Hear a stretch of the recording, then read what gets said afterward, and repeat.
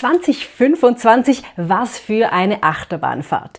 Ein 10-jähriges Jubiläum, das wir nicht gefeiert haben, 25 verschiedene Weihnachtsplätzchensorten aus nur einem einzigen Grundteig, meine Gesundheit, die mir mehrfach die Grenzen aufgezeigt hat und meine Stimme, die plötzlich durch ein Fußballstadion hallt. Das alles und noch viel mehr gibt's im Jahresrückblick der Lifehackerin und damit herzlich willkommen. Hier geht's um diesen Kanal, aber auch um einen persönlichen Jahresrückblick. Und ihr merkt es sicher, ich bin etwas angeschlagen. Ich schleppe nun eine Erkältung seit über 2 Wochen mit mir rum und Ihnen hinter der Kamera geht es nicht besser, aber dieses Video liegt uns so sehr am Herzen, dass wir das unbedingt machen wollen und mit euch zurückschauen auf dieses Jahr 2025. Heute, wenn wir das Video aufnehmen, ist der 30. Dezember, aber wenn es online kommt, ist es schon 2026 und deshalb, bevor wir zurückschauen, alles Gute fürs neue Jahr. Wir hoffen, ihr seid gut gestartet und wünschen euch ganz viel Glück für 2026. Und damit schauen wir zurück auf das Jahr 2025. Ich scroll da mal ein bisschen runter, es sind dann doch immer ganz schön viele Videos, die man so in einem Jahr macht. Das ist das erste, das Jahresrückblick-Video 2024 und da war meine Gesundheit ja schon Thema, dass ich da Ende Jahr nicht ganz so viel machen konnte wie geplant für die Lifehackerin, weil ich einfach gesundheitlich angeschlagen war, physisch und psychisch. Und das bewahrheitete sich dann auch Anfang 2025. Da kamen erstmal keine neuen Videos, beziehungsweise einfach Short-Videos, aber keine Longform. Und das, obwohl eigentlich ein großes Highlight anstand, denn im Februar feierten wir 10-jähriges Bestehen der Lifehackerin. Seit 10 Jahren gibt es die Lifehackerin auf YouTube. Am 14. Februar 2015 kam nämlich das allererste Video online auf diesem Kanal. Und dieses 10-jährige Jubiläum wollten wir eigentlich ganz groß feiern. Nur wurde ich wenige Tage davor erstmal großflächig krank geschrieben. Ich musste die Notbremse ziehen, weil es wirklich einfach nicht mehr ging. Und da rückte dann auch dieses 10-jährige Jubiläum extrem in den Hintergrund. Ich durfte eine Woche zur Kur fahren und mich dann auch zu Hause noch mehrere Wochen erholen. Musste lernen, ganz gut auf mich, meine Gesundheit zu achten und meine Batterien wieder aufzuladen, Strategien zu erlernen, wie ich in Zukunft mit Stresssituationen etc. umgehe. Das war keine einfache Zeit, aber auch gut. Ich habe extrem viel gelernt und lerne immer noch ganz viel dazu in diesem Bereich. Und ja, tatsächlich, diese 10 Jahre YouTube, diese 10 Jahre Lifehackerin sind extrem in den Hintergrund gerückt. Schade, konnten wir das irgendwie nicht feiern. Trotzdem mega schön war das da und sind wir seit über 10 Jahren oder jetzt bald seit 11 Jahren da. Das ist so eine mega Konstante geworden, was erstaunlich ist, eigentlich in dieser Medienwelt, in der alles so schnelllebig ist und dass wir diesen Kanal jetzt doch schon so lange haben. Das ist richtig schön, aber ihr seht schon, Achterbahnfahrt war es schon zu Beginn, dieses große Jubiläum, Clash mit Gesundheit, das war nicht ganz einfach. Und dann kam schon das nächste, eigentlich gerade so zum Ende meiner Krankschreibung hat mich Ina auf eine Ausschreibung hingewiesen. Da wurden Stadionsprecherinnen gesucht für die Fußball-EM, die dieses Jahr in der Schweiz stattfand. Und sie sagte, hey, da musst du dich bewerben, das ist dein Ding. Und ich dachte auch, ja, das ist eigentlich mega mein Ding, aber ich habe doch jetzt eh schon zu viel, ich kann doch nicht auch. Aber ja, das will ich unbedingt. Und ich habe mich dann beworben und wurde dann tatsächlich in die engere Auswahl genommen und durfte mit 16 anderen Frauen die Ausbildung im Frühling genießen. Und das war auf jeden Fall ein Riesen-Highlight, ein riesen persönliches Highlight für mich. Und auf YouTube-Seite kam auch nochmals ein Riesen-Highlight dazu, denn YouTube feierte letztes Jahr ja das 20-jährige Jubiläum, also die Lifehackerin 10, YouTube 20 Jahre. Und da gab es mehrere größere Creator-Events und wir wurden auch zu einem eingeladen, zu einem 2-tägigen Event bei uns in Zürich. Und da wurden aber Creator aus dem ganzen EMEA-Raum eingeladen, also Europa, Nahen Osten und Afrika. Und wir haben da ganz viele andere Creator kennengelernt und uns da 2 Tage intensiv mit ihnen ausgetauscht. Es gab verschiedene Workshops und aber eben auch ganz viel Zeit, um einfach sich bei Kaffee oder ein paar Chips auszutauschen. Und das war richtig, richtig interessant. Es waren auch ganz viele Menschen, die bei YouTube arbeiten da. Und das war so ein richtig gutes Miteinander an Arbeiten. Was wünschen wir uns von der Plattform? Wohin könnte es gehen und so weiter? Oder auch über Struggles sich auszutauschen. Und immer, wenn wir von YouTube eingeladen werden für solche Events, meistens sind das dann eher so Halbtages-Events, jetzt waren es eben 2 volle Tage, da nehmen wir immer so einen richtigen Boost mit und denken so, jawohl, wir wollen Vollgas da reingeben, das ist richtig, richtig schön zu sehen, da Teil von, ja, ich nenne es jetzt mal dieser ganzen YouTube-Familie zu sein. Und deshalb haben wir dann kurz danach auch wieder Videos gemacht. Wir haben dann, das sieht man jetzt nicht hier, da müssen wir auf die Livestreams gehen. Wir haben dann im Frühjahr, vielleicht mögt ihr euch noch erinnern, haben wir einen längeren, über 2,5 Stunden Livestream gemacht mit Bärlauch. Wir sind Bärlauch sammelgegangen und haben dann Bärlauchpasta gemacht. Das war so ein guter Start, mal einfach so reinzugehen, ohne jetzt irgendwie große Erwartungen zu haben. Und dann haben wir aber auch wieder Longform begonnen und sind da gestartet mit diesem größeren Osterbastel-Video. Und das war schön, so wieder ein bisschen zurück zu sein und aber versuchen so nicht zu viel Druck uns oder mir aufzulegen, sondern wirklich einfach Freude zu haben, mal nicht unbedingt jetzt auf Zahlen zu schauen, sondern einfach Dinge machen, die einem Spaß machen und das mit euch teilen. Und die Rückmeldungen waren dann aber auch sehr positiv und es war richtig schön. Und dann dachte man, ja, jetzt geht's los. Und dann kommen natürlich wieder Rückschläge. Ich habe ja gesagt, Achterbahnfahrt. Ein Rückschlag, der dann kam, der war jetzt nicht riesig, aber dennoch, es war natürlich wieder mal die Gesundheit. Meine Augen oder ein Auge von mir ist in letzter Zeit doch relativ markant schlechter geworden. Deshalb trage ich eigentlich seit Frühjahr jetzt eine Brille. Bei der Lifehackerin definitiv nicht. Ich finde, die Lifehackerin trägt keine Brille. Da bin ich vielleicht ein bisschen eitel oder auch einfach pragmatisch. Es ist einfach einfacher, ohne Brille zu drehen. Und deshalb ziehe ich die immer ab beim Drehen. Und tatsächlich jetzt seit ein paar Wochen habe ich auch Linsen. Das heißt, ich trage jetzt hier nicht, weil hier habe ich 0,0, aber hier habe ich eine relativ starke Korrektur. Da habe ich jetzt einfach eine Linse drin. Von daher aber nicht erstaunt sein, wenn ihr mal Fotos von mir seht, wo ich eine Brille trage. Ja, Nadja trägt jetzt Brille, die Lifehackerin nicht. Es war so ein kleiner Downer zwischendrin, aber passt irgendwie doch noch in dieses Jahr rein, wo ganz viel passiert ist. Dann kam ein nächstes Highlight, was eigentlich nichts mit der Lifehackerin zu tun hat, aber dennoch beruflicher Natur auch ist. Ich arbeite ja noch an einer Hochschule als Dozentin und mit den Studierenden durfte ich 2 Wochen im Rahmen des Eurovision Song Contests vor Ort arbeiten, wirklich mitten im Geschehen, im Backstage von der Halle und da 2 Wochen lang Inhalte kreieren für die Social-Media-Kanäle rund um das Festival. Also da sind ja unglaublich viele Dinge rundherum passiert. Konzerte, Events, Tanzfeste, also ganz viele tolle Sachen. Und ich durfte da wirklich als großer ESC-Fan 2 Wochen intensiv ESC-Luft schnuppern. Und ein ganz besonderes Highlight war sicher auch, dass ich mit Ina zusammen an einer Generalprobe von einem Halbfinale teilnehmen durfte und wirklich diese gigantische Fernsehshow so hautnah miterleben durfte, dass ehrlicherweise, wenn ich jetzt mehr als ein halbes Jahr später zurückschaue, merke ich, dass ich das fast schon vergessen habe, weil einfach dazwischen nochmal so viel passiert ist. Aber es war definitiv ein großes Highlight und definitiv etwas, was ich hoffentlich auch in 10, 20 Jahren mich noch sehr gerne daran erinnere. Das war ein riesenschönes Erlebnis und auch da war es richtig so eine Family. Alle, die da mitgearbeitet haben, die man dann beim Mittagessen oder so getroffen hat. Das war eine richtig tolle Stimmung und so ein bisschen so ein Once-in-a-Lifetime-Feeling. So das Gefühl, das kann man jetzt einmal miterleben, dass dieser Eurovision Song Contest im eigenen Land stattfindet und man da Teil davon sein kann. Das war beeindruckend und immer dann, wenn es hochgeht, geht es wieder runter. Ich hatte einen routinemäßigen Arztbesuch bei meiner Ärztin und da wurde was gefunden, das nicht gut war. War sehr überraschend, weil ich zu dem Zeitpunkt noch glücklicherweise keine Beschwerden hatte. Aber es wurde sehr schnell klar, da braucht es dann im Sommer eine größere Operation, die nicht mega dringend war. Also ich konnte das so gut aufgleisen, aber das war dann schon klar, okay, da wird es eine größere Zäsur geben.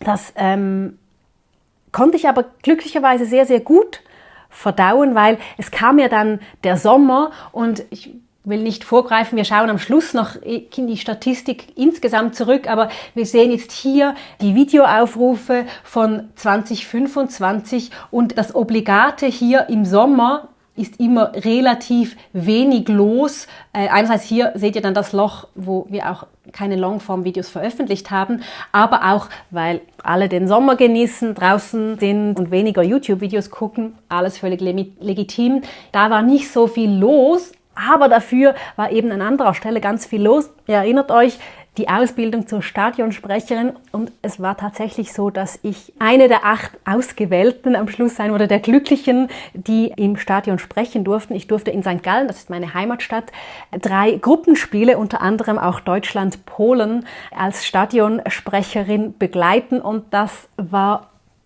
unglaublich. Ich bin großer Fußballfan, ich habe früher selber Fußball gespielt und diese riesige Euphorie um das alles, um diese ganze Europameisterschaft hier in der Schweiz, die Schweizerinnen, die auch richtig gut gespielt haben und das war einfach wundervoll und da Teil davon sein zu dürfen. Number 11, goal for Wales.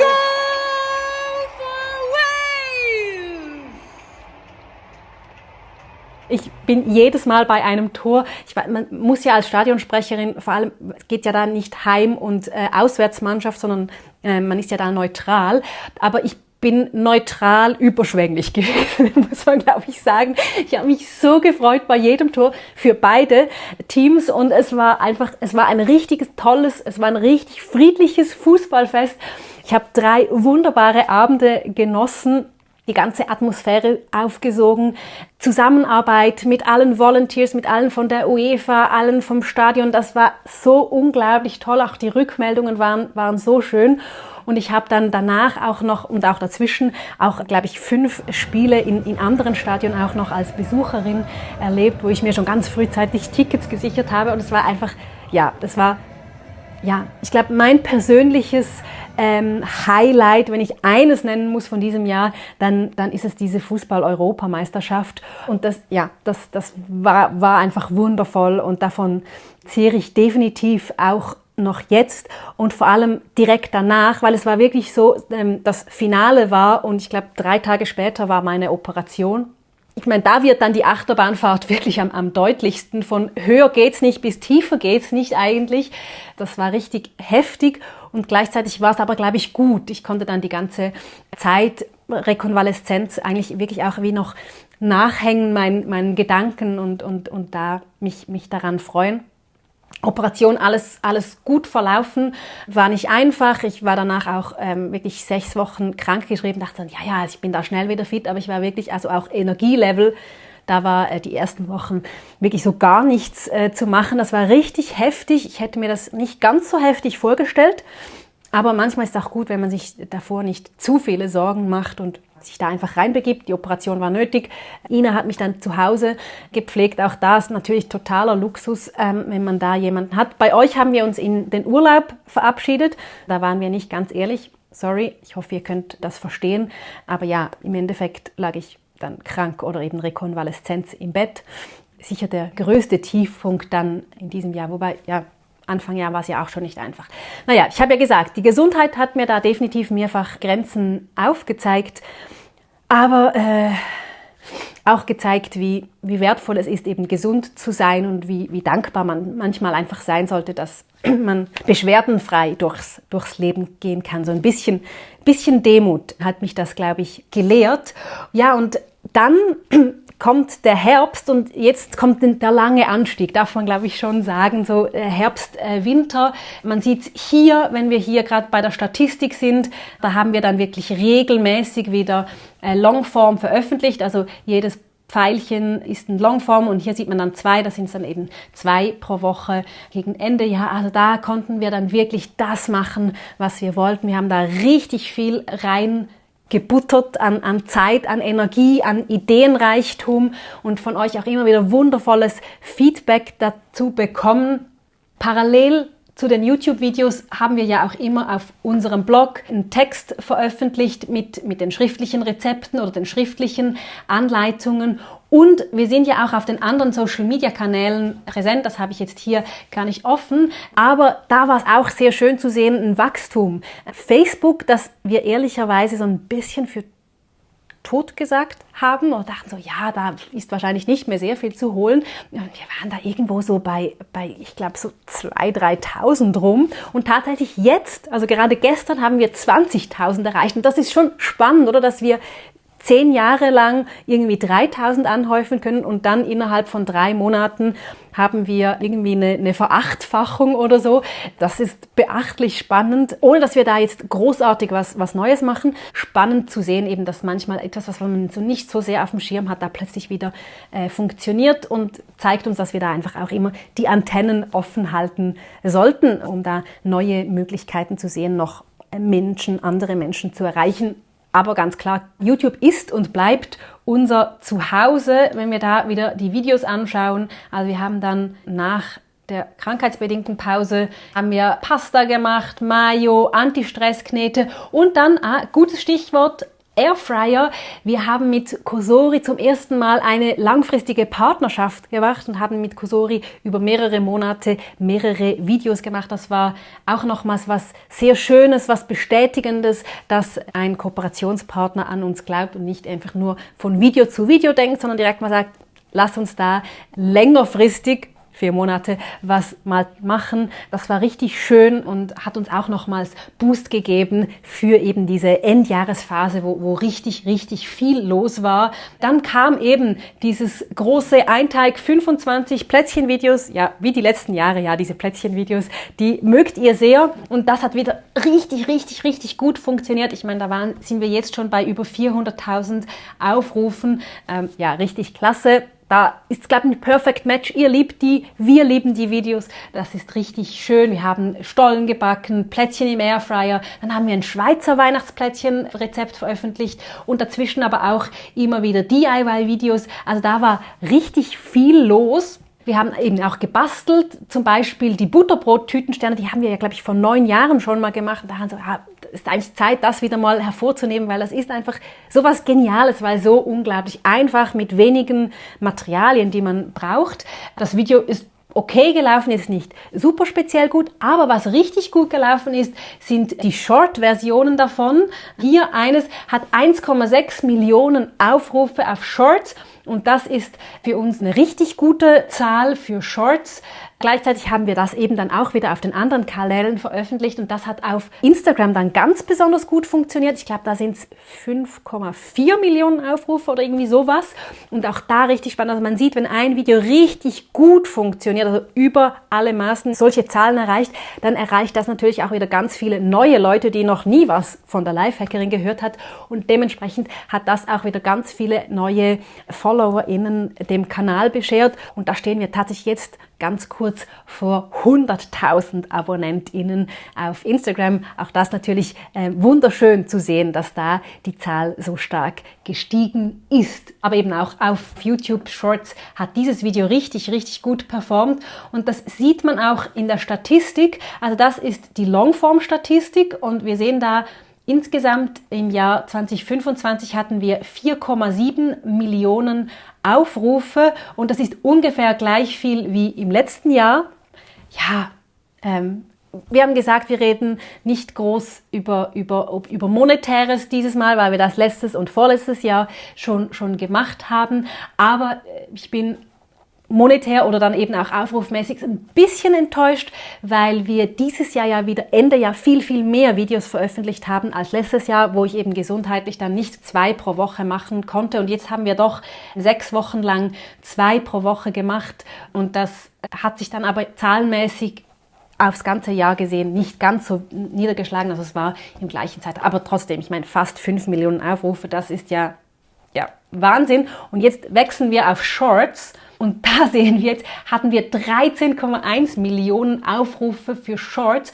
Und ich weiß, für Shorts Creator ist die Zahl nicht so riesig, aber wir sind ja eigentlich vor allem Longform Creator und machen auch noch Shorts. Und da sehen wir jetzt aber schon, oder 189%ige Steigerung zum letzten Jahr. Also fast eine Verdreifachung zum letzten Jahr. Da sieht man ganz klar, okay, wir sind jetzt auch bei Shorts richtig angekommen, wenn man so will. Und da waren die Zahlen in den Jahren zuvor deutlich niedriger, auch immer deutlich niedriger als auf den anderen Plattformen. Also mit Shorts haben wir auf Instagram, auf TikTok, Facebook immer viel die besseren Zahlen erreicht als auf YouTube. Und jetzt klappt's auch da, wenn man so will. Oder haben wir auch da unser Publikum gefunden. Und es ist ja auch spannend zu sehen, oder? Es gibt einige von euch, die gucken nur Long, andere gucken nur Shorts, andere gucken beides. Und wir versuchen, alle bestmöglichst zu bedienen.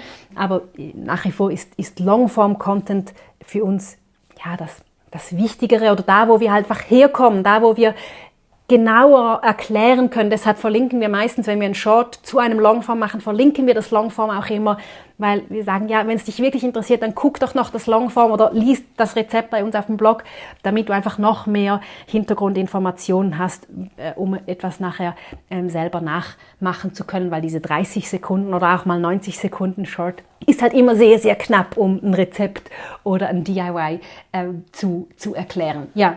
Aber wenn wir nochmals auf die Videos gehen, dann sehen wir, okay, Ende Jahr konnten wir dann die 2 pro Woche nicht mehr einhalten. Wir mussten dann die letzten 2 Wochen doch auf 1 pro Woche wieder zurückgehen. Warum? Erkältung. Ina und ich, voller Tatendrang. Die Konzepte waren noch nicht komplett ausformuliert, aber im Kopf waren sie schon, was wir noch machen wollten vor Weihnachten und jetzt auch noch zu Silvester. Und wir wollten auch noch eine kleine private Reise machen und die mussten wir dann wirklich so quasi 2 Stunden vor Abreise canceln. Ich dachte dann so, ja, 2 Tage im Bett, dann geht's wieder. Nee, da war an Drehen wirklich nicht zu denken. Zum Glück hatten wir aber 2 Videos schon fertig, wobei fertig ist übertrieben gesagt, sie waren einfach gedreht, also wir mussten nicht mehr drehen, wir mussten aber schneiden.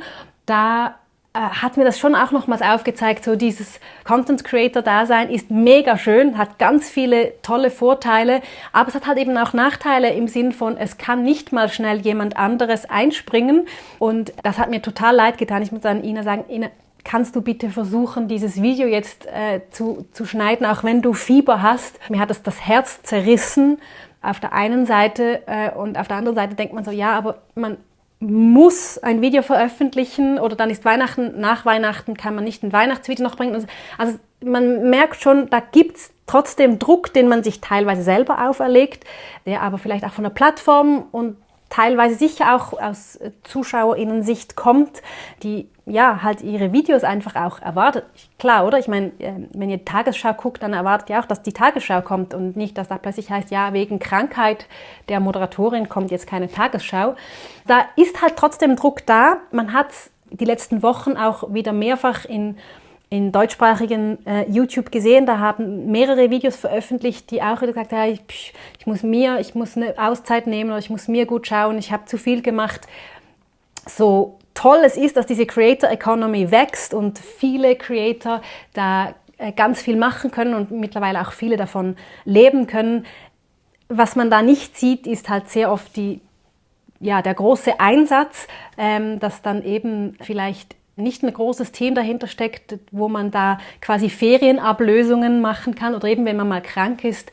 Ja, die Balance hier zu finden, das sehe ich auch persönlich für mich immer noch als große Herausforderung, weil also wir machen das ja auch nicht Vollzeit. Wir stecken da einen Vollzeitjob rein. Normalerweise, die letzten 2 Monate waren es dann doch eher 2 Vollzeitjobs, aber sonst ist es 50-50, Ina und ich, dass wir nebenbei einfach sonst noch arbeiten können, weil eben da zu wenig dabei rausschaut finanziell, um unsere Lebenskosten zu decken. Das ist dann eben doch auch ein Teil der Realität von dieser Creator Economy. Ja, wir haben schon relativ viel in die Statistik geschaut. Am Ende vom Jahr, da läuft's meistens sehr gut. Spannend war, also das sieht man hier so Ende November. Also wir haben im November die Plätzchenvideos veröffentlicht und das hat eigentlich so dann die meisten Views. Und dann vor Weihnachten sind es dann meistens so die Videos mit den Päckchen einpacken, die funktionieren. Die haben dieses Jahr nicht ganz so stark Aufrufe gehabt wie letztes Jahr. Entweder können jetzt alle Päckchen einpacken, sie haben andere Videos genommen oder KI-Erklärungen funktionieren schon gut, ich weiß es nicht. Und dann hinten raus sind alle am Weihnachten feiern und niemand ist mehr am YouTube schauen. Auch das ist ein bekanntes Bild, das wir so kennen. Was richtig schön ist, jetzt muss ich gucken, ob ich das einigermaßen anschaulich zeigen kann, ist Zuschauerinnen und Zuschauer. Und zwar ist das besonders spannend, woher die Zuschauerinnen und Zuschauer kommen. Klar, deutschsprachiger Raum, Deutschland, Österreich, Schweiz vorne. Und dann aber trotzdem haben wir Italien, Vereinigte Staaten, Frankreich, Spanien, Niederlande, Türkei, Luxemburg, Tschechien, Polen, Kroatien, Kanada und so weiter und so weiter. Wir haben zum Beispiel Paraguay, da denkt man so, ja, das wird dann so ein Aufruf sein. Aber aus Paraguay kamen doch fast 10.000 Aufrufe in diesem Jahr. Oder dann eben Südafrika, Brasilien, Ägypten. Also das ist schon spannend. Marokko auch immer noch 1.500 Zuschauerinnen und Zuschauer oder Aufrufe auf unseren Videos. Und das hat natürlich mit der KI von YouTube zu tun und dass unsere Videos mittlerweile eben auch englisch verfügbar sind. Das ist KI generiert, das kann ich euch am Schluss vielleicht noch zeigen. Es ist immer Deutsch, dann machen wir deutsche Untertitel auch. Die generiert unser Schnittprogramm und wir müssen die aber dann noch ein bisschen anpassen, weil zum Beispiel Lifehackerin kennt das Programm nicht. Da heißt es immer irgendwie Live und Hack oder Live-Hacks irgendwie so. Das muss ich also manuell anpassen. Heißluftfritteuse kennt das Programm auch nicht. Es schreibt dann irgendwie so Heißluft Friedhöfe oder irgendwie sowas. Also solche bestimmten Worte muss man da immer noch manuell anpassen und dann kann man es dann aber automatisch übersetzen in andere Sprachen. Das sind dann immer so ein paar Klicks, aber das machen wir dann auf Englisch, Französisch, Italienisch, Polnisch, Spanisch, Tschechisch, Türkisch. Das sind so die Hauptsprachen, die wir identifiziert haben. Und bei Englisch zusätzlich macht uns YouTube selber noch eine englische KI-Version auch von Gesprochenen. Das klingt dann zum Beispiel so, wenn ihr das noch nie gehört habt. They're known as gunapes, sandwiches, or in the Czech Republic, klebitsky. Artistic, sandwiches, hearty and really tasty. Ich meine, das ist jetzt weit weg von meiner Stimme. Ich finde es auch nicht ganz so angenehm. YouTube hat versprochen, dass das immer noch besser wird. Das hoffe ich ehrlich gesagt, weil ich denke schon, die Armen aus Paraguay oder wo, die kennen nur diese Stimme von mir, weil sie Deutsch ja gar nicht verstehen. Aber trotzdem mega schön. Wir sehen das dann auch in den Kommentaren. Wir bekommen plötzlich Kommentare in ganz vielen verschiedenen Sprachen und brauchen dann wieder ein Übersetzungstool, um auch nur schon zu lesen, zu verstehen, was da geschrieben ist. Besonders spannend ist natürlich dann, wenn es in einer anderen Schrift auch ist, also wenn dann arabische Zeichen kommen oder so. Aber das ist mega schön zu sehen und wir sind total gespannt, wie sich das weiterentwickelt, ob da unsere Community noch weiter internationaler wird. Und gleichzeitig glauben wir aber schon, dass die Personen aus dem deutschen Sprachraum oder mindestens Personen, die der deutschen Sprache mächtig sind, wahrscheinlich die HauptzuschauerInnen bleiben werden. Einfach, ja, weil es dann eben doch 1:1 die Sprache ist, die ich spreche und wir auch im gleichen Kulturkreis unterwegs sind und dann da vielleicht auch von den Zutaten oder so ähnlicher dran sind. Wir haben richtig viele Videos produziert, auch viele Videos, auf die ich richtig stolz bin, die ich wirklich mag und die gerade im Longform-Bereich hoffentlich noch ihre Reise weitergehen und dann eben weitere Aufrufe noch bekommen in den nächsten Jahren. Aber auch im Short-Bereich waren wir richtig aktiv. Im Dezember haben wir wieder täglich ein Short veröffentlicht und man sieht es hier an der Zahl, wir haben inzwischen über 1000, jetzt sind es 1044, wenn ihr das anguckt, sind es vielleicht schon 1050 Videos veröffentlicht und das zeigt auch, dass da richtig viel passiert ist in diesem Jahr, in ganzen 10 oder bald 11 Jahren. Und an dieser Stelle ein herzliches Dankeschön an alle von euch, die seit gestern oder seit 10, bald 11 Jahren dabei sind und regelmäßig unsere Videos schauen, in den Kommentaren dies wertschätzen. Das bereitet uns immer ganz große Freude, wenn wir Feedback von euch bekommen, wenn ihr Dinge nachmacht, uns Rückmeldung gebt, aber auch wenn ihr sagt, hey, das und das mag ich nicht so, das ist jetzt nicht ganz so meins oder hey, ich hätte noch eine Idee, man könnte es auch so und so machen. Das ist doch immer richtig schön, wenn noch weitere Tipps und Tricks in den Kommentaren zusammenkommen. Das freut uns immer ganz besonders. Vielen Dank, dass ihr dieses Jahr mit uns mitgemacht habt, diese wilde Achterbahnfahrt. Und an dieser Stelle nochmals alles Gute fürs neue Jahr. Passt gut auf euch auf, vor allem ganz viel Gesundheit und wir freuen uns riesig, euch wieder in den Kommentaren zu lesen und wir sehen uns beim nächsten Video. Bis dann. Tschüss.